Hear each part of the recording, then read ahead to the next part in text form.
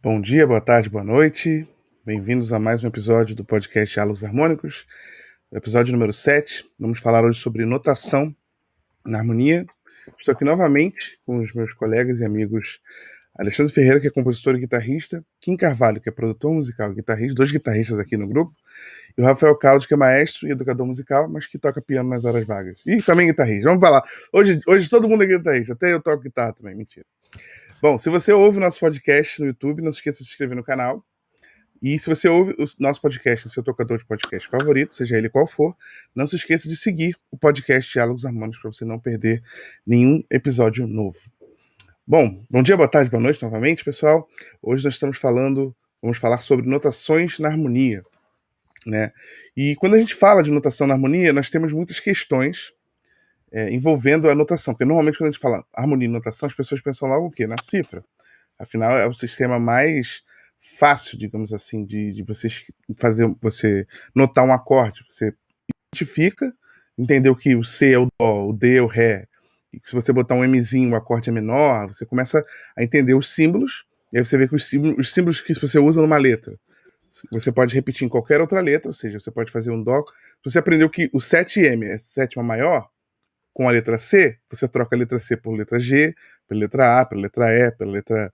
né? Você começa a trocar, e aí você tem a mesma formação de acorde, que é só transposto. Então, no fundo, você precisa aprender apenas uma notação para todos os acordes possíveis, e aí depois você só transpõe essa notação mudando a letra inicial.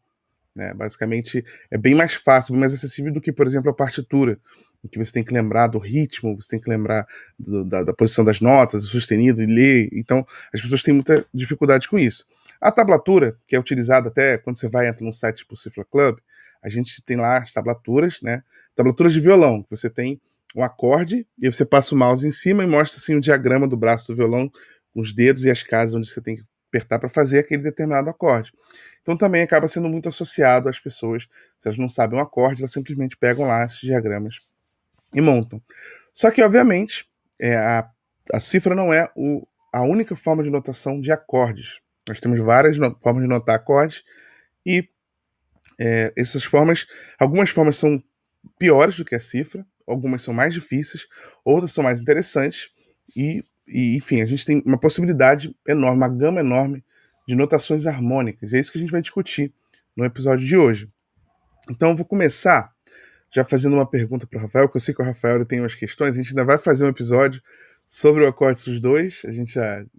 Nos bastidores a gente conversa muito sobre esse acorde, sobre a relação do acorde sus2, né? Mas eu queria já perguntar para o Rafael como é que você enxerga a cifra do ponto de vista prático. Você acha que a cifra ela dá conta, o uso da cifragem alfanumérica, né, que a gente usa uma letra e números, esse sistema ele dá conta das principais ferramentas harmônicas para tocar? Assim, você consegue, através da cifra, representar os acordes que você precisa tocar em qualquer música? Qualquer música, não. Qualquer música, eu acho que não.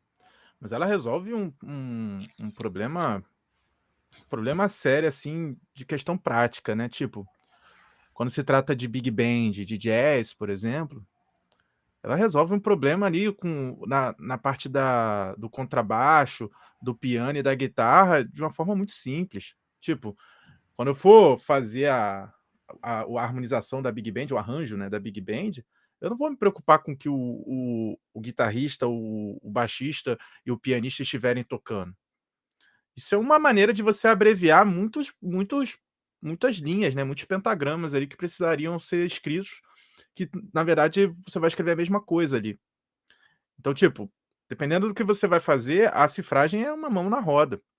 A cifragem também é uma mão na roda na hora de você analisar algumas coisas e tal. Mas tem hora que ela realmente ela complexifica ou confunde, como é o caso do SUS2. O SUS2 para mim, ele é confuso pela visão pianística que eu tenho. A partir do momento em que eu vejo aquele 2 ali, eu imagino que aquele 2 tem que estar batendo com baixo. E aí eu sempre brinco, né, eu falo assim: "Ó, se eu vejo esse acorde aí, eu vou botar ele do lado do baixo só de raiva, pra pessoa ver que, tipo assim, onde eu ponho esse 2? Essa é a minha questão, né, tipo, a cifragem ela não diz aonde deve colocar essas tensões. Quando a gente põe nona, por exemplo, fica claro que ela não é para botar junto com baixo. Agora, quando a gente põe 2, isso já não fica muito claro. Esse é um dos meus questionamentos diante desse acorde. Aí entra toda uma questão idiomática em cima dele que eu acho que não vale a pena usar a cifra para explicar. Eu acho que vale muito mais a pena usar o contraponto melódico ou a explicação da harmonização vocal, a harmonia tradicional, onde fica muito mais claro a função dessa segunda e fica muito mais claro, inclusive, também a função do acorde que ela tá. Porque quando eu boto uma segunda, por exemplo, se eu uso o acorde sus2 na tonalidade dó maior, por exemplo, o sus2 nessa tonalidade pode ser o acorde dó. Aí o dó sus2, qual é a função desse acorde? Ele não vai ter função tônica em dó maior. Então você acaba pensando num acorde da tônica, usando uma tensão em cima dele, com uma tensão que muda a função, que pode mudar a função dele, porque vamos pensar em dó maior, no campo harmônico de dó maior. Se eu penso em sus2, dó maior, eu penso dó, ré, sol, né? E aí se eu boto sétima maior nesse acorde, vai ser si. Olha quantas notas de sol maior eu tenho aí já, sol, si, ré. Eu tenho sol maior inteiro, só o dó ali pendurado. É claro que esse acorde não vai soar tônica. É óbvio que não. Entendeu? Aí eu vou botar o mi, aí eu tenho um cluster, dó, ré, mi. Tendo um cluster ali no meio, 3 notas iguais que são tensas, esse acorde vai ficar tenso demais. E aí, dependendo de como eu vou formar, eu posso até não ouvir aonde essa segunda entre, né? Se eu boto essa segunda distanciada, eu posso até não ouvir o acorde de dó maior puro. Eu posso ouvir assim, dó maior com nona. E aí ele não vai ser sus2, ele vai ser estável, porque a nona é estável nos acordes. Se a gente pensar em acordes tensos, ela é uma tensão estável. Então você pode botar nona em todos os acordes, se você quiser, falando de harmonia popular. Então eu acho que esse é o grande problema dele. A gente tem dificuldade em definir qual é a função dele. Acabei falando sobre os dois aqui, mas é para ilustrar o problema que é a cifra. Porque você olha aquilo lá, para um violonista, para um guitarrista, ele não quer dizer o acorde Dó2 com sus2, ele quer dizer uma posição específica que ele vai fazer na guitarra ou no violão. Entendeu? Aí essa posição específica já coloca aquela segunda em algum lugar específico que funciona bem. Isso no piano não necessariamente vai ser assim. Eu posso botar essa segunda em qualquer lugar, inclusive do lado do baixo. E aí eu vou bagunçar esse acorde. Eu acho que esse é um bom exemplo para a gente dizer que sobre a confusão que a cifra pode causar. Se o pianista não sabe as questões idiomáticas ligadas a esse acorde, provavelmente ele vai usar o jeito errado. Igual eu usei da primeira vez que eu vi. É legal que você está trazendo, porque tem a ver com um episódio anterior, né, que nós falamos sobre a relação da harmonia funcional e da harmonia tradicional, né, chamada tradicional, porque a cifra é uma abstração, né? A gente pensa na cifra como sendo uma forma abstrata de representar os acordes. Então, a partir disso, a gente apresenta um acorde e você toca como você quiser. A cifra ela me diz o que tocar, não me diz como tocar. Então, se o Kim e o Alexandre, dois guitarristas, se eu falar toque um dó maior, provavelmente eles vão tocar a mesma forma, porque tem formas que são padrões, né, no instrumento. Mas pode ser que, de repente, o Kim, por ser mais metaleiro, ele vai fazer um dó maior com pestana para poder abafando as cordas. Então, a maneira do Kim de executar vai ser diferente da maneira do Alexandre, né? Então, eu acho engraçado também, porque aí só uma piadinha, sempre que eu falo assim para um leigo, para uma pessoa que tá conversando, eu falo, toca um dó para mim, ele sempre toca um dó maior. Eu falei, pô, eu te pedi uma nota, não um 3, né? Porque a gente tem essa relação que as pessoas acham que as notas são os acordes são as notas. Eu falei, toque um dó maior. Mas, enfim, é uma questão relacionada à harmonia e ao título. Mas eu queria jogar para o Alexandre a próxima. Oi, Desculpa, Daniel, eu atropelei vocês sem querer. pode Você tá falar. me ouvindo? Sim. Essa coisa do como tocar, por exemplo, esse acorde que o Kim vai fazer, que estaria com pestana, e o acorde que o Alexandre vai fazer vão soar bem diferentes, porque o violão ou a guitarra com corda solta é outro som, entendeu? Se o Alexandre usasse aquela forma mais comum de dó maior, é outro som. Então, tipo, claro que interfere, né? Sim, com certeza, com certeza. Mas o que eu ia falar para o Alexandre, assim, tudo bem, são maneiras diferentes de tocar o mesmo acorde. Mas uma coisa interessante é que a cifra ela não é perfeita. Tem pessoas que defendem que a gente tem que usar a cifra, que partitura é uma bobeira, que se estuda a harmonia a partir da cifra e tal. Só que a cifra é limitada. Mas antes de a gente falar das limitações das cifras, eu queria perguntar para o Alexandre em relação aos erros de cifragem, porque a cifra ela surge como uma abreviação, como o Rafael falou, para uma prática. Você, ao invés de eu escrever lá na partitura como é que o cara vai tocar o acorde, eu falo, ó, toca um acorde de dó, qualquer acorde de dó, no ritmo que você quiser, do jeito que você quiser, mas tem que ser dó, não pode ser ré. Eu estou delimitando o que o cara vai tocar. E aí, então ela está relacionada a uma prática. Porém, as pessoas elas extrapolam isso e esquecem que essa prática, a cifra, tem uma teoria por trás. E aí surgem coisas como, por exemplo, uma coisa o Rafael falou, um dó sus2 com sétima maior. Aí você, pô, eu tenho dó, ré, sol, si. Eu tenho um sol, si, ré com baixo em dó. Aí uma pessoa poderia notar esse acorde como sol com baixo em dó. G barra D, barra C. E, assim, na teoria musical, na teoria tonal, as inversões, quando a gente coloca o barra na cifra, a gente está dizendo uma inversão. Então, as inversões elas só podem acontecer, né? O acorde pode ter no baixo a fundamental, a terça, a quinta e a sétima. Qualquer outra nota que não esteja, que esteja no baixo, que não seja uma dessas quatro, tem que ser necessariamente uma nota pedal, ou vinda de um outro acorde, uma ideia pedal, ou seja, é o arranjo sendo influenciando a cifra, uma ideia do próprio arranjo influenciando a cifra, ou como um baixo de passagem, um baixo ornamental, para fazer algum tipo de caminho. Né? Por exemplo, tem uma música do Bon Jovi que tem, ele toca um acorde de sol, depois ele faz um ré, sus2, com baixo em fá sustenido. Aí você, pô, mas ele é sus2, mas o baixo está em fá sustenido. Como assim? Ele não tem a terça, mas a terça está no baixo. É uma cifragem estranha, depois cai no Mi menor. Então, o que ele está querendo fazer é simplesmente o caminho do baixo, Sol, Fá sustenido, Mi. Então, o baixo ele vai ser utilizado como parte do arranjo. Só que num contexto isolado, se eu toco Sol com baixo em Dó, tem um erro. Assim como o famoso Dó com baixo em Ré, que é muito comum, a gente vê nas cifras, principalmente no Cifra Club, é um acorde com baixo na nona, seria errado do ponto de vista da teoria.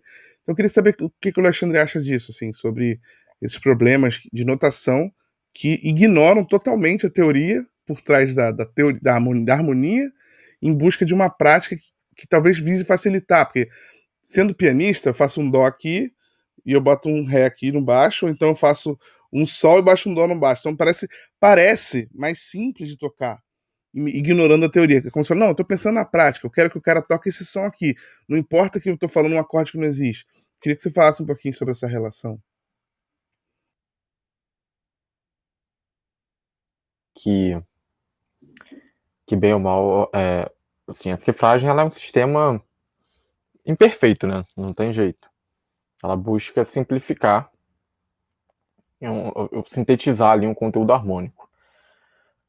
Contudo, são vários os problemas que surgem a partir da cifragem, né? O primeiro lugar é que essa cifragem ela não é uma coisa completamente assim convencionada, né? Tem gente que faz de um jeito, tem gente que faz de outra. Eu acho que, em primeiro lugar, já começam os problemas. A convenção reside no nome das notas. Então, se a gente vê um C, a gente fala, é o Dó. Mas aí você vai encontrar um songbook que coloca um triângulo do lado e quer que você interprete aquilo como sétima maior. Tem outros que já querem usar um triângulo para aumentado. Né?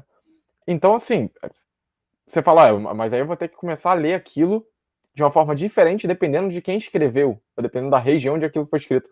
Então, a gente tem um monte de problemas que são relacionados à cifragem, né? São vários, né? Não são poucos. Então, para mim, o problema ele já começa aí, né? Em relação às cifras. Acho que as cifras, elas são muito importantes, né? Para a gente entender uma série de coisas, mas elas são limitadas, sim. Em cima da questão que você colocou, Daniel, o problema que eu vejo é que muita gente quer fazer uma abordagem prática, como você colocou, as pessoas querem tentar resumir uma ideia e falar assim, deixa eu colocar isso aqui de uma forma que seja bem simples de ler. Só que essa simplificação excessiva, ela gera problemas. Então, assim, a gente tentando facilitar, muitas vezes as pessoas dificultam. Né? Esse exemplo mesmo que você deu, o Dó com baixo em Ré. É muito comum, assim, você pegar para quem toca o violão, a guitarra, a pessoa começar a falar, pô, vou fazer aqui o Dó com baixo em Ré, vou fazer Dó com baixo em Ré, então é o Dó. Aí o cara faz o Dó ali na posição, na forma de Dó. Aí, pô, baixo em Ré. Pô, calma aí, eu não posso tirar aqui, deixar de tocar o Lá e aí tirar o Mi fazendo o Ré, vai deixar de ser um Dó. Vai ficar estranho. Então, pô, pera aí, o que eu vou ter que fazer? Não vale a pena desafinar a corda minha. Então, vamos mudar a posição do Dó. Aí vai lá pra forma de Lá, de repente. Aqui eu posso pegar o meu Dó que tá na casa 3 e levar pra casa 5. Pronto, aqui eu tenho então Dó com baixo em Ré. Só que essa é a forma que a gente usa para fazer o Ré 7 sus 4 com nona. Então, se ele já tivesse colocado aquilo na cifragem, e que no fundo é isso, geralmente vocês vão ver o Dó com baixo em Ré, que não tem esse contexto de um baixo ornamental, um baixo pedal, algo do tipo, né, como o Daniel tinha comentado. Quando não tem um contexto, na verdade esse Dó com baixo em Ré, ele é um Ré. E o mais comum é que logo depois, por exemplo, vem um Sol. Então aquilo ali, ele tem um contexto que o Dó não faz ali aquele sentido, né? Então, se quem escreveu a cifra tivesse colocado diretamente esse Ré 7 sus 4 com nona, eu já tinha ido direto pro acorde, não tinha parado para pensar e tentar construir aquilo, né? E ainda para quem não toca, para quem assim não é um pianista, como você falou, fica fácil, eu faço um Dó aqui e boto o baixo em Ré. Bem, essa escrita ela não é uma escrita idiomática, né? Para um pianista de verdade tocando, serão coisas diferentes. O cara lendo ali, tipo o Rafael, se ele vai pegar essa cifra, pega um Dó com baixo em Ré, ele pegar um Ré 7 sus 4 com nona, ele pode, de repente, bater o olho ali e falar, pô, vou ter que interpretar esse acorde aqui diferente. Esse Dó com baixo em Ré, né? Não sei. Acredito eu que isso vai atrapalhar numa parte. Pelo menos no violão, para mim, isso atrapalha. Atrapalha no idiomatismo. Atrapalha na forma como aquilo seria executado. Então, acho que, ao tentar simplificar, as pessoas acabam, na verdade, atrapalhando, acabam dificultando muito, porque você vai dificultar quem quer analisar aquilo, você vai atrapalhar quem quer tocar aquilo, né? E tudo isso para pensar, não, mas aí eu tô facilitando para quem não toca aquele instrumento, para quem não domina. Pô, mas quem é que escreve música para quem não toca, gente? Imagina. Não, eu vou, não, a partitura eu acho que é muito complicado, porque é muita nota. Eu vou resumir isso aqui em são só 2 notas, porque aí quem não toca vai conseguir tocar. Imagina que absurdo. E assim surgiram os arranjos do Richard Clayton. Mas entendi, assim, para mim esse papo de que, não, eu escrevo assim porque facilita para quem não toca é uma coisa absurda. Porque se a pessoa não toca, ela não toca. Ponto. Ponto, ela não toca. Essa A questão do iniciante.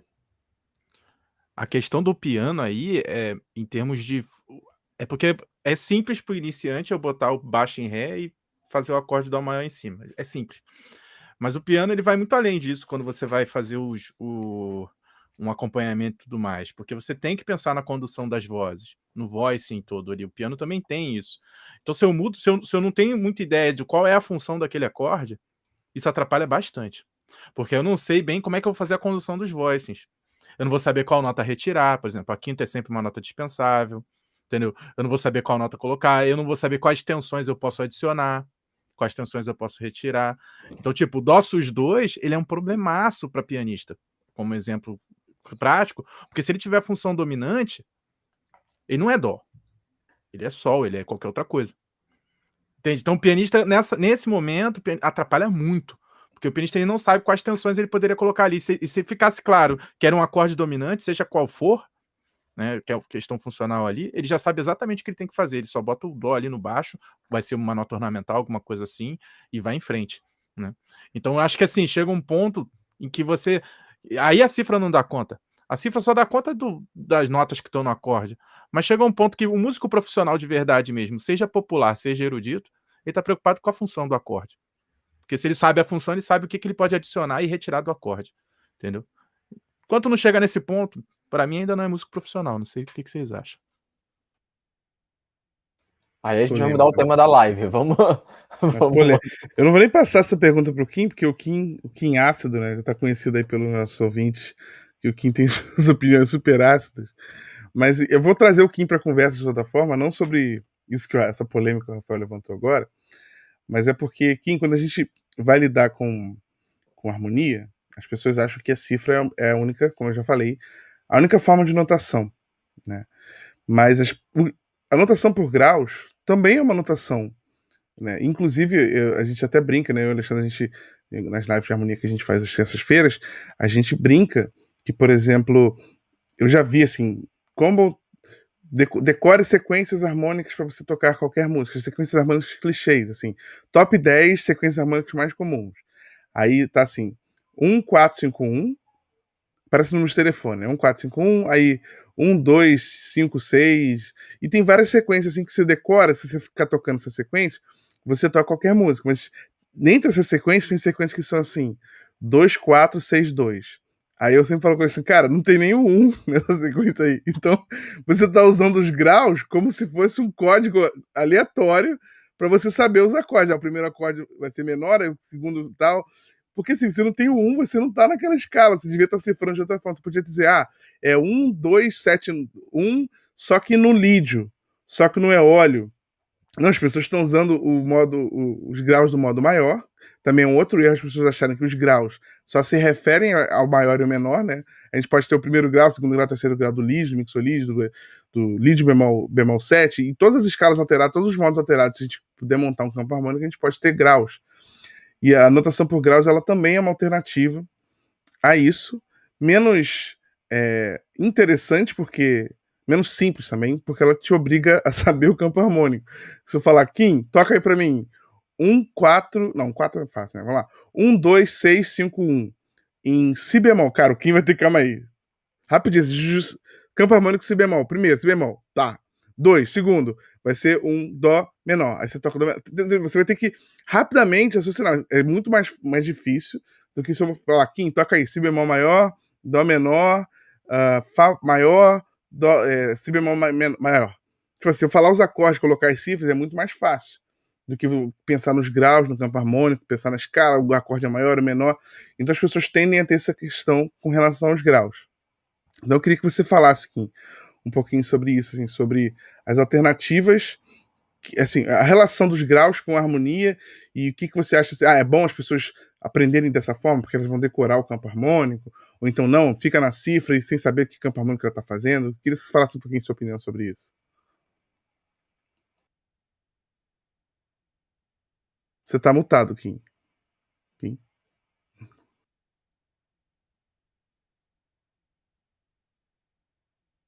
Estão me ouvindo? Agora tá legal. É porque eu tô no celular. Então, assim, tá.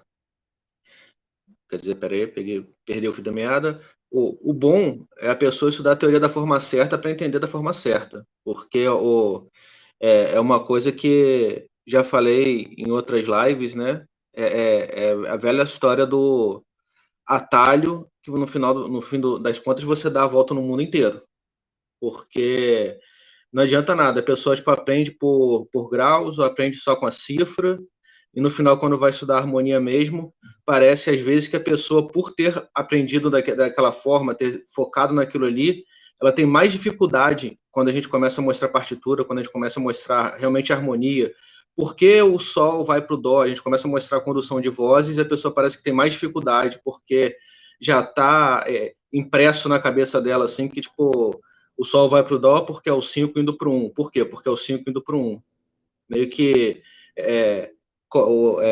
congela na cabeça da pessoa isso, e é aquele negócio, você está tendo, no fim das contas, você está acumulando informações que, no fim das contas, lá na frente, quando você for reaprender, para você dar um passo a mais, você, tipo, ela, na verdade, mais te atrapalha. É como assim, o inverso daquela história, né? Às vezes a gente tem que dar um passo atrás para dar dois à frente.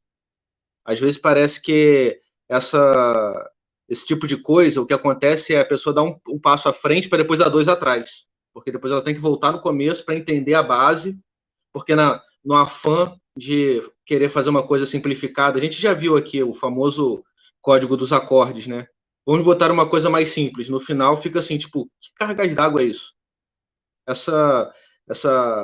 Como eu falo, né, esse medo da teoria e essa sangria desatada pela prática, às vezes eu não.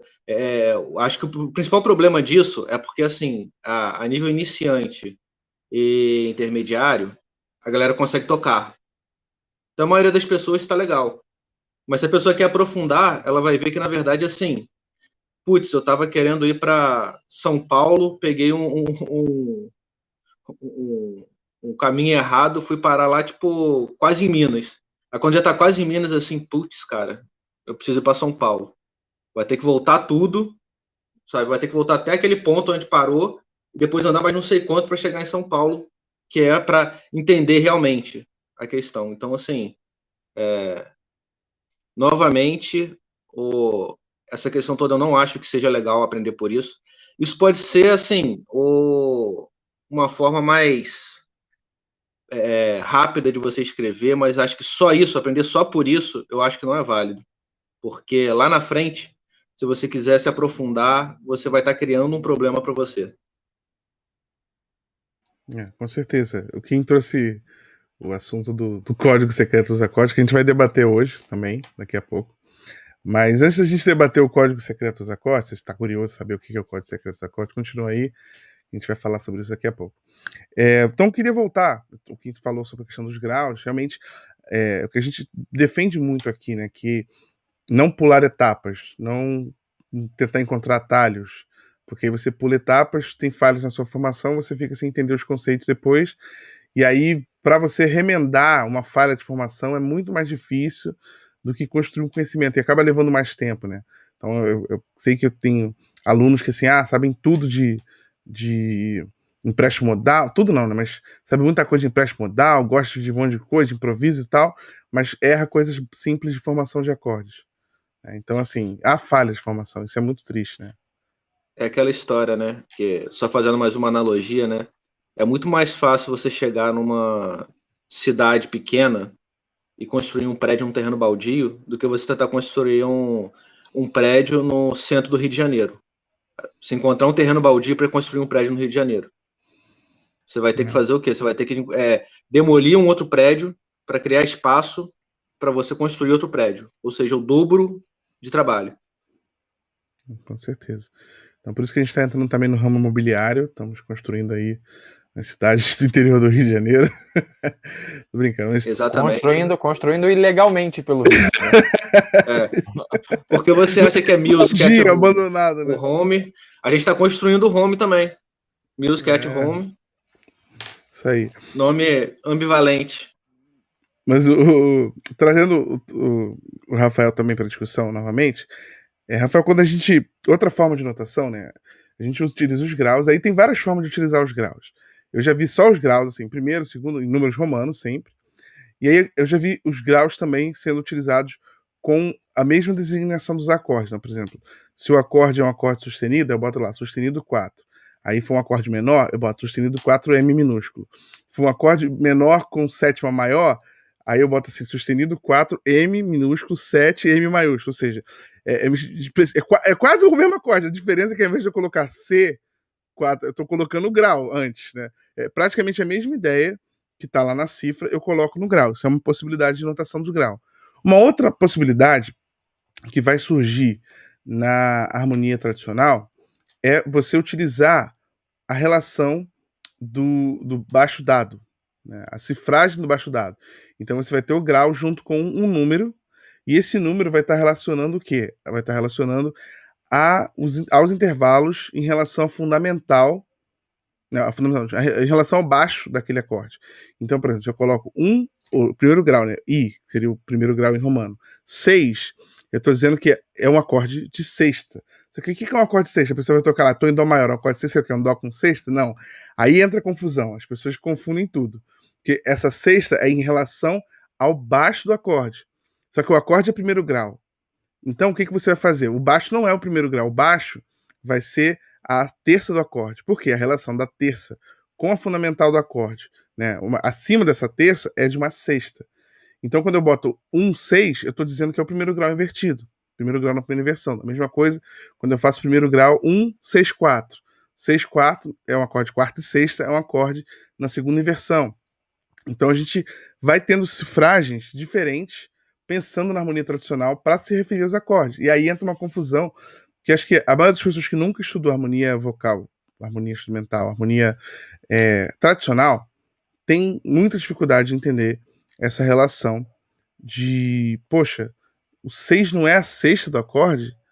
Esse 6, 4 não quer dizer que eu estou acrescentando uma quarta e uma sexta? Porque as pessoas têm dificuldade de entender isso, aí entra a confusão. E aí o que o Alexandre falou sobre as cifragens, né? Que a gente tem umas pessoas usam triângulo, outras pessoas usam MAJ de major, né? Major, de um acorde maior. Aí tem alguns que usam um maisinho para indicar que... Enfim, a gente tem várias notações para a mesma coisa. essa notação de graus também tem, cada um tem o seu padrão. Você vai encontrar com um númerozinho, vai encontrar com um Mzinho 7 do lado, como eu falei, vai encontrar puro. Você vai encontrar pessoas que utilizam, quando o modo é menor, você bota o I minúsculo, assim, né? O primeiro grau ficou minúsculo. Então você tem muitas variações para uma mesma representação através dos graus. Eu queria que você falasse um pouquinho agora sobre essa notação, a notação harmônica por graus. A notação harmônica por graus é analítica, né? Ela não... Eu acho legal que você faça esse mapeamento dos graus, saber quais graus da escala estão acontecendo ali e tal. Mas na live de harmonia dessa semana, que eu fiz com o Alexandre, eu mostrei o exemplo da primeira sinfonia de Beethoven, e ela começa com um acorde dominante. Ele começa com Dó com sétima, resolvendo em Fá. Depois ele faz um Sol maior, faz Lá menor. Depois faz um Ré maior e Sol maior. Ou seja, a primeira sinfonia de Beethoven, você não sabe a tonalidade no início. Então, qual grau eu ponho? Ela ainda não está com a tonalidade definida ali. Aí eu até mostrei para o Alexandre na live. Tá disponível aí, quem quiser assistir depois vai lá ver. Então, termina de ouvir o podcast, depois vai lá ver. Quem vê o podcast depois de domingo aqui de hoje vai perder, mas domingo não, de terça, né? Vai perder. Mas para quem está assistindo hoje, depois daqui pode ir lá ver. Eu mostrando. Então, tipo assim, os graus, eles não são suficientes ali. E eu não estou falando de música popular, estou falando de Beethoven. Sabe? Tô falando de Beethoven. Beethoven fez isso na primeira sinfonia. A gente só consegue descobrir que a sinfonia está em Dó maior quando ele termina uma sucessão de pelo menos uns 12 compassos. Eu não lembro quantos compassos são exatamente. Aí que a gente entende. Agora o Dó maior se estabilizou. Agora eu entendo o que é Dó maior. Porque o que eu falei na live foi o seguinte: o ouvido, ele não vê a armadura de clave. Quando você olha a armadura Como de clave, não? Meu ouvido lê partitura fluentemente. Sacou? Então, tipo assim, a sinfonia tá começando lá, começou com acorde com dó com sétima menor, né, que é dominante, né, e resolve em Fá. Meu ouvido falou, tá em Fá. Imediatamente. Depois ele fez um Sol resolvendo em Lá menor e meu ouvido ficou confuso. Ele, tá onde? Depois ele fez um Ré maior resolvendo em Sol, falei, opa, tá em Sol. Tá em Sol. Aí depois de um bom tempo é que eu vou ver que tá em Dó. Aí quando você pega a partitura, tá lá, não tem armadura de clave nenhuma. Isso é só uma ilustração boba para dizer que graus não são suficientes. E que o ouvido está muito mais preocupado com as funções, como eu disse agora há pouco.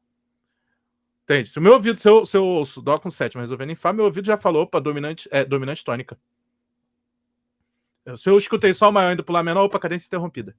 Meu ouvido vai falar imediatamente, cadência interrompida. Ré maior, resolveu o Sol, mais uma dominante tônica. Para meu ouvido se acostumar que é Dó maior, ele vai ter que ouvir várias vezes Sol, Dó, Sol, Dó, Sol, Dó, Sol, Dó, Sol, Dó. Opa, chegou em Dó maior. Estamos em Dó maior. Agora ficou claro que está em Dó maior. Então os graus não são suficientes. Para mim foi uma liberdade muito grande. Como eu estudei no conservatório, não teve jeito, né? Comecei estudando harmonia por harmonia tradicional.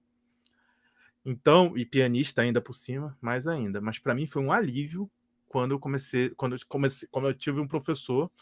O nome dele era Rodrigo, mas eu não lembro o sobrenome dele. Que ele começou a trazer as noções funcionais para a harmonia tradicional. Foi um alento, porque as coisas começaram a fazer mais sentido para mim, né? Então, os graus não são suficientes. Agora, em relação ao baixo contínuo, que é onde tem a relação com baixo, eu acho que é uma questão de prática. Realmente, a cifragem a partir do baixo contínuo, ela é uma cifragem que funciona muito bem, remete a uma prática tão improvisatória quanto o uso das cifras que a gente hoje, as cifras alfanuméricas, né, que a gente usa hoje em dia, mas ele só faria mais sentido, eu acho que faria mais sentido se as pessoas tivessem essa prática. Se as pessoas fossem lá e tocassem violão com baixo contínuo, fizesse baixo contínuo a partir da cifragem no violão. Pode fazer na guitarra, no piano. Baixo contínuo não foi feito para cravo, para laúde. Você pode fazer qualquer instrumento. É o que tiver à mão. Então faria mais sentido para as pessoas se isso fosse uma matéria mais levada a sério. Por exemplo, na graduação que eu fiz, por que eu não fiz baixo contínuo? Eu tenho os livros de baixo contínuo aqui, adoro estudar baixo contínuo, mas eu não fiz a matéria baixo contínuo. Primeiro, que ela não era obrigatória. E segundo, o professor só abria às 7 horas da manhã. E eu morava em Jacarepaguá, e a faculdade era no centro. Jacarepaguá, como diz quem não mora no Rio, mas já ouviu a música. Jacarepaguá é longe pra caramba, é longe mesmo. Então, tipo, eu não conseguia chegar às 7 horas da manhã na faculdade.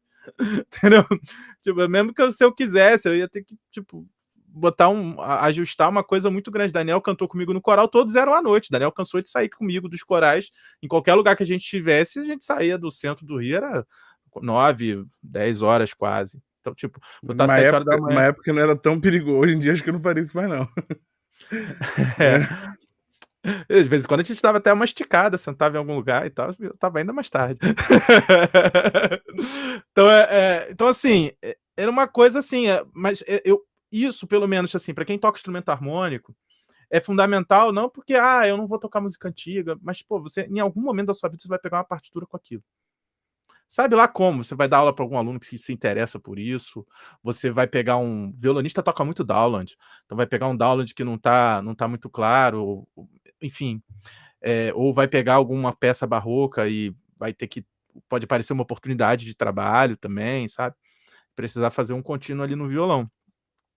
Em suma, se isso fosse uma matéria, eu acho que não geraria tanto problema, né? Sim. E agora, bom, para quem ficou até aqui esperando ouvir sobre o segredo dos acordes, né? O código secreto dos acordes, eu vou falar para o Alexandre falar um pouquinho sobre isso, que o Alexandre é o grande inventor dessa teoria incrível. Brincadeira. O código secreto dos acordes foi Pra quem não tá vendo, eu tô fazendo uma cara meio estranha enquanto o Daniel fala isso. Pra quem não tá vendo, você tá tirando a camisa, até onde eu sei, mas tudo bem. Não, esse é o Kim. E o Rafael tá fazendo malabarismo. Só pra despertar aquele interesse da pessoa vir pra cá e assistir no YouTube. Caraca, Daniel, você tá levitando. Pois é, desenvolvi essa habilidade ontem, cara. Pô, então, falar sensível sobe a tônica. Todo mundo fala que é sensível, a sensível sobe a tônica. Eu sou uma pessoa muito sensível, então eu tô elevando, assim, mas enfim. Essa piada foi horrível. Mas o Kim, ninguém tá vendo o Kim coçando a cabeça. Bom, vamos lá. O que é o código secreto dos acordes? O Kim mostrou pra gente uma vez que era um DJ, certo, Kim? Você pode só me corrigir se estiver errado. Foi um DJ? Cara, eu acho que eu não conhecia. É porque eu recebi. Eu baixei um material que tinha vários livros, assim, tipo, tudo craqueado, né? Tipo, tudo pirata. E esse livro tava lá. Eu acho que é um DJ. Entendi. Diga não a pirataria. pirataria. Comprem livro original. Comprem livro original. Não faça o que eu faço. Originais. O Kim, a gente tá denunciando ele agora pra Polícia Federal. Daqui a pouco vai chegar alguém na casa dele. Mas, bom, e aí o Kim mostrou pra gente, olha isso aqui. É um material disponibilizado por um DJ, aparentemente. E o cara diz que ele encontrou o código secreto dos acordes. E aí ele usa uma notação própria para se referir aos acordes, para se referir à maneira de indicar os acordes, para quem não sabe nada de música. E o que ele faz, na verdade, é a teoria dos conjuntos de classes de notas, só que de uma forma muito mais simples, sem a explicação da teoria dos conjuntos, que a gente aprende na faculdade de matéria composicional e analítica, que basicamente, só para a gente resumir, né, você associa o Dó ao 0, aí o Dó sustenido e o Ré bemol, harmonicamente, é o 1, o Ré vai ser o 2, o Ré bemol, o Mi bemol ou o Ré sustenido vai ser o 3, e assim sucessivamente. E aí, como eu quero montar um acorde de Dó maior, como é que vai ser o Dó maior? O código do Dó maior vai ser 0, 4, 7. 0 é o Dó, 4 é o Mi, 7 é o Sol. Então, eu indico o acorde maior através dos números, 0, 4, 7. E como é que é o Dó menor? Simples, qual é o 4 não é o Mi? O Dó menor é o Mi bemol, boto 3. Então, 0, 4, 7 é o Dó maior, 0, 3, 7 é o Dó menor. E assim a gente consegue. Eu quero com sétima maior. 0, 4, 7, 11. 11 é a 11ª nota, mas na verdade é a sétima maior, né? E o que é interessante dessa anotação, não desse cara que disse que inventou o código secreto, da teoria de conjunto. É interessante que a gente pode ver que esse código já embolou até o Daniel, né? Se embolou o Daniel, imagina quem tá aprendendo. Não, eu não embolei não, tá sendo muito fácil. Isso aí é... Embolou sim, você falou 11 aí, ficou pensando, tipo, não vem com essa. Não, porque é o 11, é a 11ª nota, mas não é a 11ª do acorde. Não, mas então, mas isso que eu tô falando. Maior. A questão não é embolar que você não soube, é a questão de confuso. Você tem que fazer um monte de coisa, um monte de conta. É simplesinho, olha só, você só faz essa equação aqui, você coloca aqui nessa equação, resolve essa equação e você vai achar o acorde.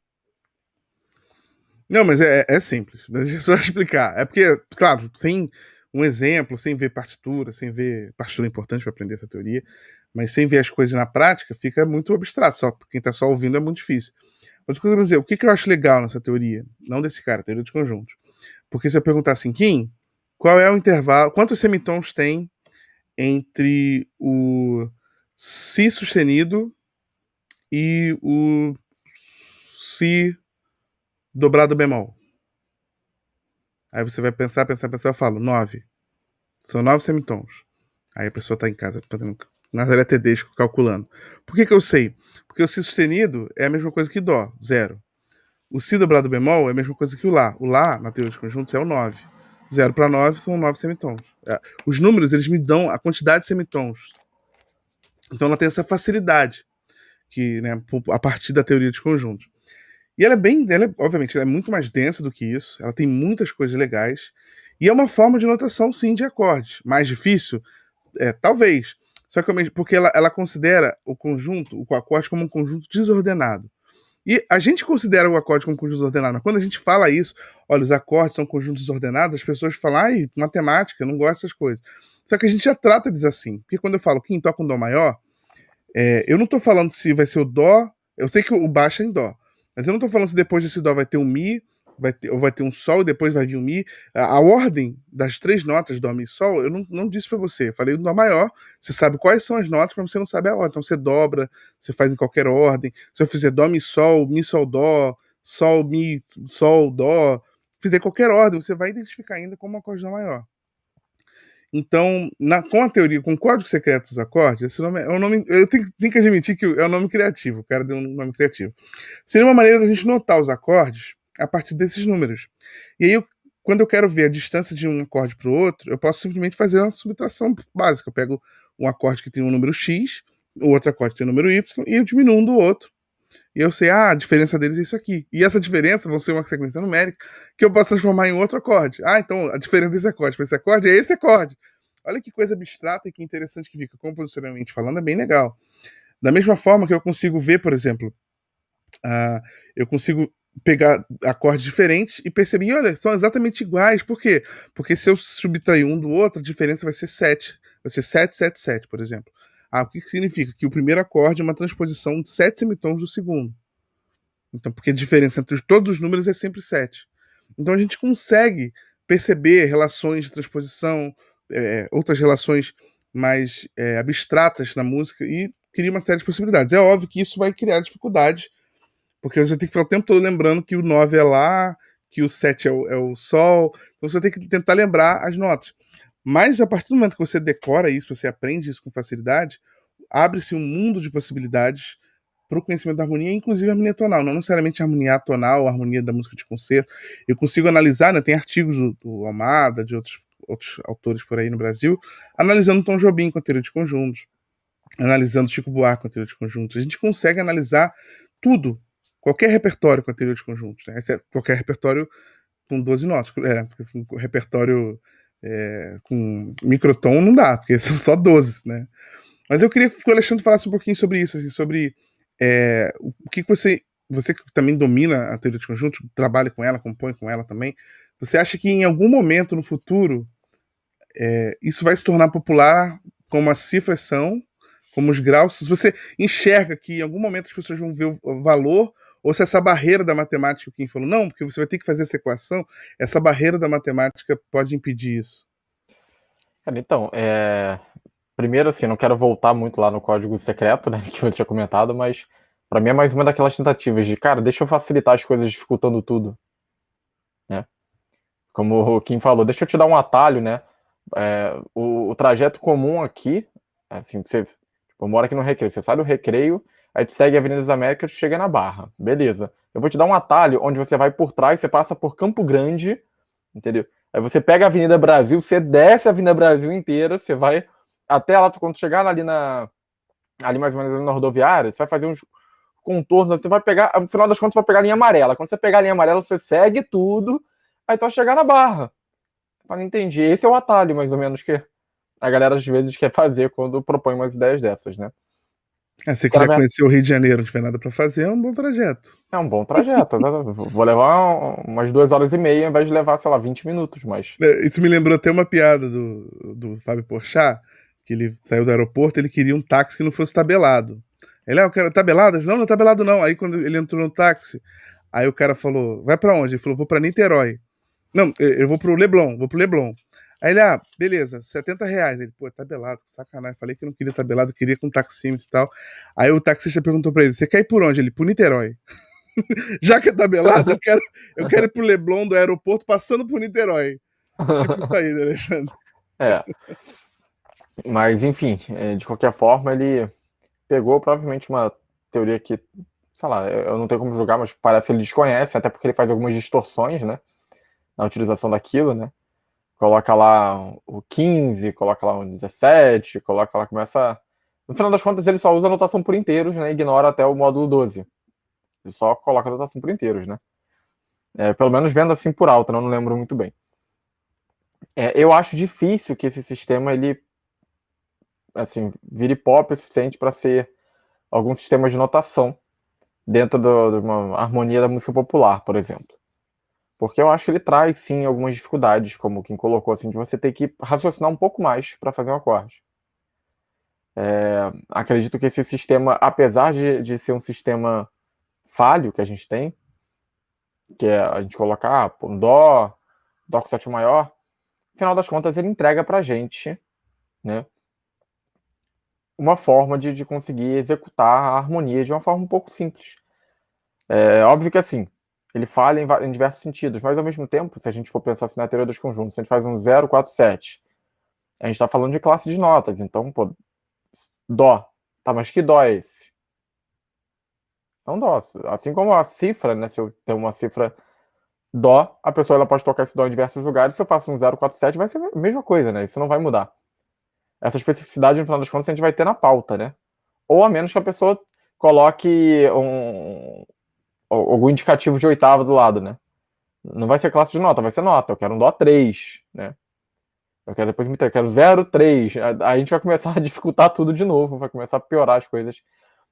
Eu acho difícil que isso entre. Eu acho que a teoria dos conjuntos ela é extremamente útil para explicar, né, e para relacionar muitas coisas que fora da teoria tonal a gente não consegue ver muita relação. A gente, cara, isso aqui não tem nada a ver com aquilo. Você vai pegar a teoria dos conjuntos e fala, caraca, na verdade tem, é exatamente a mesma coisa, só que, né, com uma operação específica aqui que fez com que essas relações não sejam tão óbvias. Mas a cifra ela entrega bem ou mal uma questão prática para a gente. Acho que todo mundo está acostumado a ler e a tocar a cifra. A gente tem muitos problemas com a cifra, né? A gente já comentou sobre isso, mas esses problemas eu acho que eu não sei nem se eles podem ser resolvidos, porque às vezes as propostas elas surgem num ambiente assim, acadêmico. O próprio Amada, né, no livro dele, ele tem no final do livro dele uma proposta de cifragem. Ele aponta alguns problemas na cifra. Ele fala, por exemplo, a utilização de bemol não faz sentido. Ele, tipo, bemol 6, não. Ele quer um M minúsculo, ele quer um menor, ele quer dizer que a sexta é menor. Ele quer dizer que a sétima é menor. Ele não quer usar, ele acha que o bemol ali não funciona. Então ele tem uma série de propostas ali. Mas eu não consigo ver como isso vai chegar num público que executa aquilo que já tem, de fato, como um senso comum do que é a cifra. Entendeu? Eu não consigo ver como a gente vai fazer um movimento transformador no sentido de modificar de alguma forma como as pessoas entendem e se relacionam com essa notação de harmonia. Né? Se isso acontecer, eu acho que vai ser a passos bem curtinhos. Eu diria que aqui no Brasil ainda a gente tem uma situação muito mais simples, né? Porque aqui a gente não trabalha com tantos sistemas diferentes, né? Não é lá nos Estados Unidos, pelo menos, eu acho uma bagunça, né? Você pega uma mesma obra, dependendo de onde ela foi escrita, assim, você vai... É aquilo que a gente falou, triângulo mais Major 7, você vai encontrar várias formas que você fala, cara, mas eles estão tentando dizer a mesma coisa de umas 3, 4 formas diferentes. E vem a pergunta, para quê? Pelo menos aqui no Brasil, todo mundo coloca o 7, né, o 7 M maiúsculo. Então a gente já tem uma vida muito mais fácil por aqui. Eu acho que assim, a Só cifra. falar aqui um negócio só para defender. A questão assim não é que eu falei contra a teoria dos conjuntos, eu falei Falou contra sim, alguém todo tentar mundo viu, tá só gravado, Kim. Kim ácido, o ácido leia-se baixaria. que é burrice o cara tentar, tipo, simplificar um negócio que vai dificultar a vida do aluno. Essa é a questão. Assim, é aquela história aquele meme que o cara tem, assim, que tem o garoto querendo subir, tipo, 5 degraus de uma vez só. Sabe? Tipo, essa parada, você não vai ajudar. Você, né, novamente, como é que é? Eu tô sendo repetitivo aqui, mas essa coisa do afã de ir para a prática, no final, pessoal, essa tentativa de simplificar só faz coisa idiota. Na boa, eu não tô aguentando. Se eu sou o Renanzinho desse podcast, com certeza o Kim é o Rogerinho. Idiota por isso. Eu não tô me aguentando Ai, aqui, cara. caraca. Eu não tô me... Acabou o programa. Eu não tenho maturidade, eu não tenho maturidade. Sabe que ambiente de música é ambiente de drogas, né? Então dá esse problema mesmo aí. Bom. Agora, eu queria fazer um comentário sobre o que o Alexandre falou. Que eu achei... Só um instantinho, falou de choque de cultura, me lembrou agora, me veio à cabeça uns integrantes falando, tipo, eu leio cifra pra não ter que ler partitura. tipo... Daniel fala que eu tenho que ler partitura, eu leio cifra pra não precisar ler partitura, cara. É tipo, né, eu vejo o filme pra não precisar ler o livro. Sai que cifra não é música, então não é do assunto do programa. Não é assunto do programa. Olha, essa parada da cifra, que eu acho que a cifra ela também não foi inventada. Ela foi inventada para simplificar a vida de quem toca instrumento harmônico. Mas ela não foi para substituir a partitura. Algumas coisas acontecem que distorcem o uso das coisas. Talvez aqui eu vou fazer uma crítica, mas é uma crítica construtiva, porque o site que eu vou falar aqui é um site que tem uma função educativa primordial desde a minha adolescência, né, que é o Cifra Clube. É um excelente site, só que se você usa o Cifra Clube sozinho, não tem como ter uma responsabilidade em cima daquilo. Você precisa de um professor, se você não é músico, se você não entende, você precisa de um professor para te ajudar, para te guiar ali. Porque às vezes a tonalidade está errada, tem acorde errado, tem coisas, tipo assim, tem muita coisa que você consegue imediatamente, mas que você tem que ter um discernimento para usar. E se você não tem um bom professor que te dê discernimento, realmente o site começa a fazer um desserviço, né? Então, assim, eu não sei qual foi a maneira como os criadores fizeram aquele site e tal, mas talvez isso tenha sido um problema cultural, junto com as revistinhas de guitarra e de violão, que usavam só a cifra, né? E aí as pessoas começaram a ficar meio confusas em relação àquilo, como se aquilo fosse um método único. E as revistinhas sempre vinham assim, né? Método prático de violão, método prático de não sei o quê. E aquilo ali começou a criar uma cultura da cifra como se fosse uma coisa única, mas ela não foi feita para isso. Ela foi feita como ferramenta analítica, como ferramenta simplificatória para quem já dominava o idioma. Tipo, eu não preciso botar para o pianista que isso aqui é uma valsa jazz. Ele sabe o que é uma valsa jazz, eu não vou ficar escrevendo o ritmo da valsa jazz, eu vou escrever no papel de guardanapo isso aqui, vou dar na mão dele aqui e ele já sabe o que ele tem que fazer. Vou me virar aqui com o pessoal da Big Band, que dá muito mais trabalho de fazer. O saxofonista precisa saber cada nota que ele tem que tocar. O trombonista tem que saber cada nota que ele tem que tocar. Agora, o pianista e o guitarrista, eles já sabem. Eles já vão fazendo ali as conduções, eu só escrevo os acordes. Ela foi inventada nesse contexto, assim... inventada não. Ela foi distribuída, disseminada nesse contexto. Né? Já era usada antes, mas foi disseminada nesse contexto. Então, tipo, você tem... Ela era uma coisa para facilitar, para ganhar tempo. Mas... tocado por músicos muito experientes. Então, assim, essa distorção do uso da cifra com uma certa irresponsabilidade pedagógica gerou, acho, esse quadro que a gente está vivendo agora, né? Eu não sei se vocês concordam. Tô esperando o Kim falar que não. Tô esperando o Kim falar que não e chamar o Rafael de burro. Não, totalmente. O Cifra Clube, a gente tem umas pérolas lá nele, assim. Se por um lado é excelente você ter um songbook de milhares de músicas ali. Por outro lado, assim, tem umas coisas que, novamente, a gente cai naquela coisa. Não vou botar aqui mais simples, que não sei o que lá. Aí se a pessoa começa a querer dar um passo a mais, aí ele vê que aquela forma ali de aprender fez o quê? Tipo, fez ele para o caminho errado. Ele não vai poder dar um passo para frente. Ele vai ter que dar 2 para trás para depois ir para o caminho certo. Aquelas questões assim que do nada você vê um tom que está vindo só bemol, bemol, bemol, de repente parece tipo um Fá sustenido. Um parênteses, Você foi fica, pro caminho errado, parece que ele virou criminoso, né, cara? Entrou pro tráfico de drogas. Entrou no Cifra Clube, errou um acorde e foi parar no crime. quase O cara isso. da van. A van, né, aproveitando que a gente tá motorista de van hoje, né? Então. Não, mas é assim, sabe? São umas coisas assim que o cara se acostuma com aquilo ali, aí depois quando ele vai aprender o certo, ele fica meio que travado, ele não consegue progredir. Aquela história que eu falei, tem que voltar para depois ir para o caminho certo. Então, assim, novamente, é aquela história do atalho, o atalho burro. O Não, vou Cifra Club, fazer. ele tem. Pode Desculpa, falar. Kim, termina aí. Não, é isso que eu ia falar, essa questão do atalho burro, né? Que é você, no coisa de cortar caminho, você pega o caminho mais longo. O Cifra Club, eu acho que ele tem um mérito, né? Que é esse mérito das pessoas compartilharem lá as cifras, as pessoas podem entrar, editar, mexer, né? É uma coisa realmente interessante que tem seus problemas, né? Vários problemas de notação e tudo mais. Mas, assim, no final das contas, para mim, o grande problema, se eu posso apontar um problema ali no site, ele reside nas aulas que seriam as aulas oficiais, né? Porque, assim, você tem hoje no Cifra Club os professores do Cifra Club dando aula. E aí, quando eu encontro nessas aulas, onde estão os professores, esses erros grotescos que a gente inevitavelmente encontra, aí sim eu acho muito preocupante. Porque enquanto um lugar onde qualquer um compartilha cifra, é muito normal você ver problema. Agora, quando você coloca um marketing gigante para falar das aulas ao vivo e tudo mais, e você encontra esses erros, você tem ali uma figura que, bem ou mal, vai ser uma figura de autoridade, porque ele é um site que tem milhões de acessos, né? Um site que, eu não sei se talvez seja 1, 2 ou mais acessado, né, mensalmente, sobre esse assunto.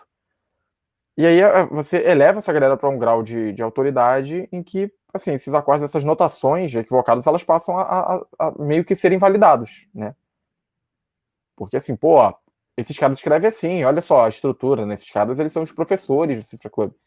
Aí eu acho grave.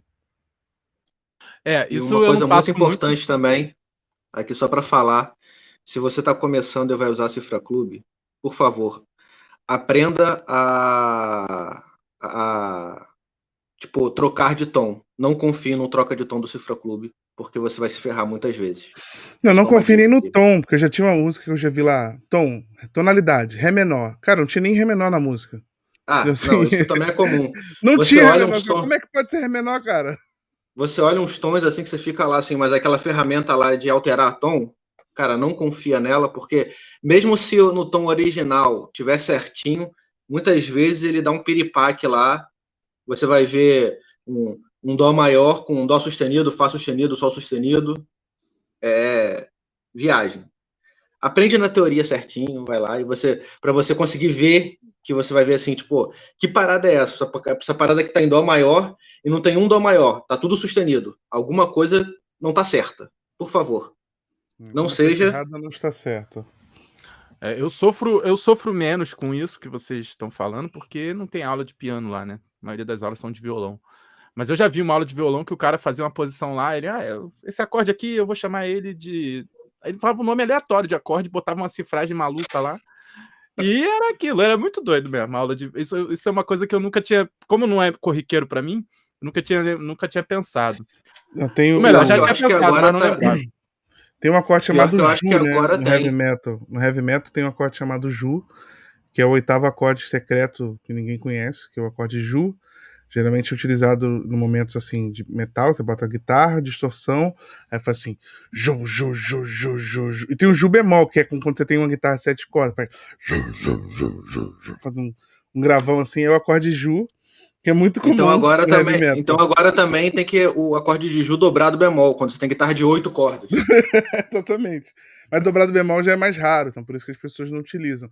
Mas isso que o Rafael falou, acho muito engraçado sempre, que as pessoas não tocam, não dão nome, né? Eu lembrei que uma vez o Alexandre, ele dava aula numa escola, e aí ele ouviu alguém comentando assim, não, cara, jazz é só você tocar num tom, harmonia, e solar em outro. Tipo, você tá em dó maior, sola em ré maior, cara. Então...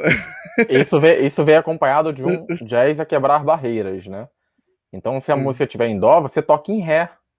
Foi tipo isso. Então, assim, mas isso mostra, assim, porque eu acho muito engraçado, porque as pessoas tentam Poligonal, realmente rapaz. encontrar atalhos, né? As pessoas tentam buscar atalhos.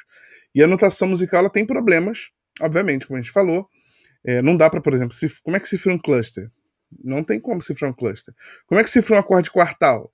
Algumas pessoas botam lá o sus4 e vira quartal. Sus2 não, Rafael, sus4. Não pode ser sus2 também. Aí tem a velha, a música... a gente sempre tem, né? Tem músicas quartais. Agora eu esqueci, tem uma música famosa, quartal, jazz. Cifrar um tricorde cluster, né? Só pra fazer tipo um Dó, bemol 9, 9, omite 3, omite 5, né?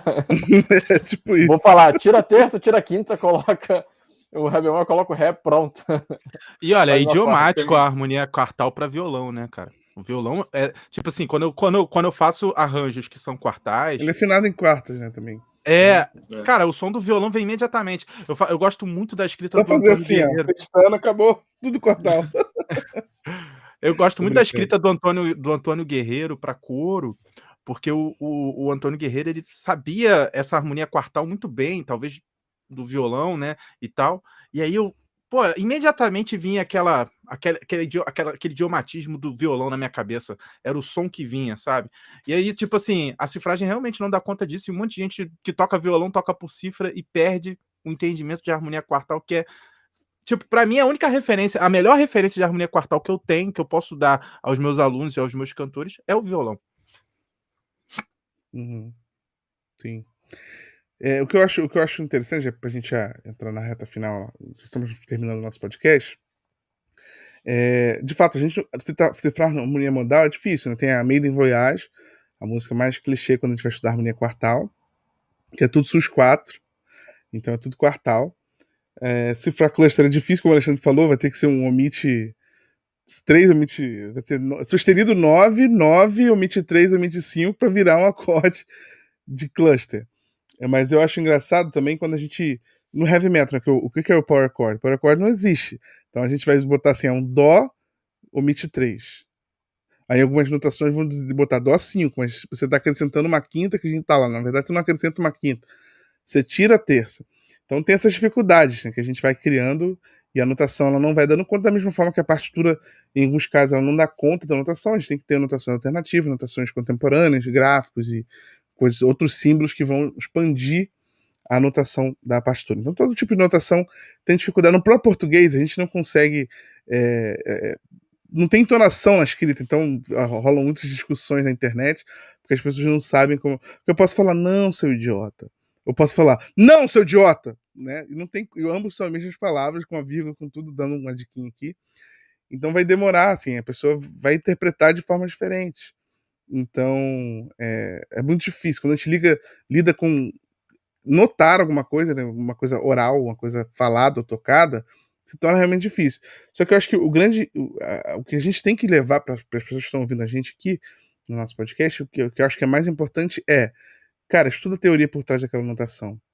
Porque mesmo no português, a gente tem que aprender que as regras de vírgula, por mais que a gente erre nas redes sociais, a gente tem que aprender as regras de grafia, escrever as palavras corretamente, pra gente ter uma linguagem correta. Porque muitas vezes a gente quer fazer adaptações, e aí já não tem como fazer essa analogia melhor, mas a gente quer fazer adaptações na música, e aí eu já vi pessoas falando assim, não, eu gosto de... Como é que eu componho? Eu escolho uma tríade, e aí eu fico mudando o baixo dela cromaticamente até chegar num acorde que eu gosto. Então, por exemplo, eu faço uma tríade de Dó maior, Dó, Mi, Sol, aí eu boto baixo em Dó, baixo em Si, baixo em Si bemol, baixo em Lá, baixo em Lá bemol. Aí vai testando todos, até adorei esse acorde. Só que, tipo assim, é um atalho, é uma forma dele encontrar acordes que ele acha interessante.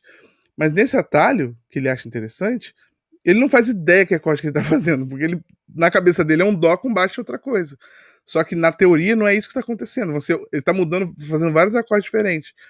E então estudar a teoria por trás para entender o que está acontecendo é muito importante para a gente não ter falhas de formação. Que eu acho que o grande problema das pessoas travarem em termos de conhecimento, eu travei, eu sinto que eu estou no mesmo nível do meu instrumento, mesmo nível musical há muitos anos. Mesmo que eu estude muito tempo, eu travei. Parte disso tem a ver com a falha na formação. Né? Você tem uma falha na formação e você se sente travado, você não consegue usar a coisa que você aprendeu, não consegue evoluir mais, porque você simplesmente não sabe pra onde ir, porque você não sabe de onde você veio, você tá totalmente perdido.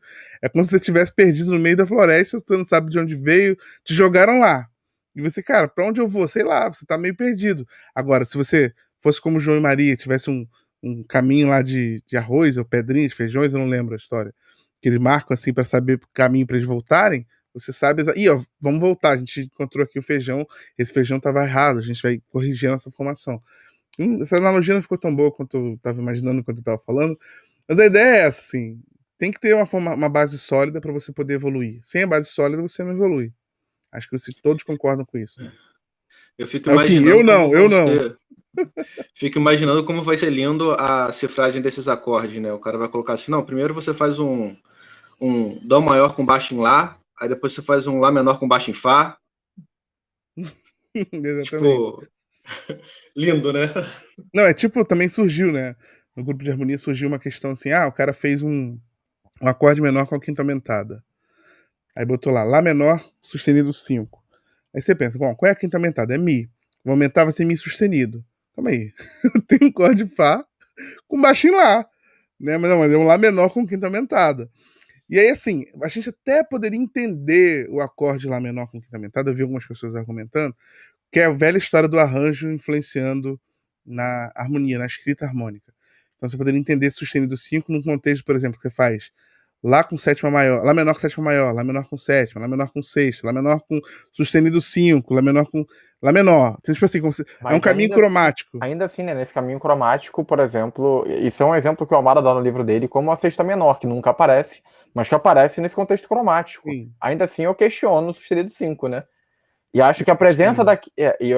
E no caso, o que vai, para mim, pelo menos, definir muito bem é porque uma coisa a gente vê na pauta a omissão de uma quinta, né? Outra coisa a gente vê na cifra, porque se o cara omite uma quinta, tem que ter a quinta justa junto ali para o cara botar essa sexta, entendeu?